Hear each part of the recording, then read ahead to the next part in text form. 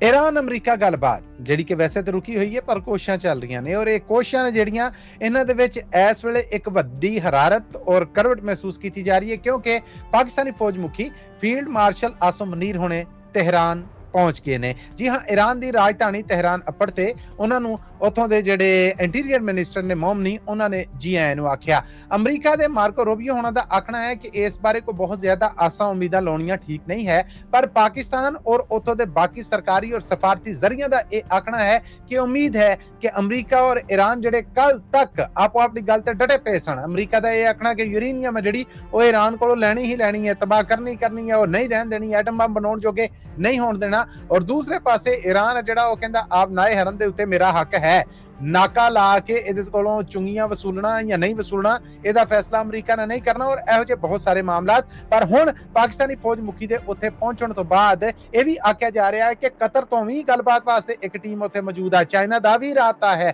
पाकिस्तानी जिहड़े federal interior minister Mohsin Naqvi होने वो भी पाकिस्तानी फौज मुखी दे नाल ने। तेहरान पहुंचण तो पहला उन्होंने सऊदी अरब च अपने बराबर दे मरतबे दे मंत्री दे नाल भी गलबात की। ये सारे नसपज और गर्मजोशी दस रही है कि गल शायद सिरे लगन दे नेड़े है या शायद सिरे लग जाए। पर हतमी गलबात तो बाद जब दोवें पासे साझा ऐलान होएगा जिदा पूरी दुनिया नूं उड़ीक है, इंतजार है, उदों ही पता लगेगा कि गल कित्थे जाके रुकी है। पर ताज़ा खबर यह है कि इस वेले गलबात नूं एक हरारत देने लई पाकिस्तानी फौज मुखी तेहरान पहुंच चुके ने।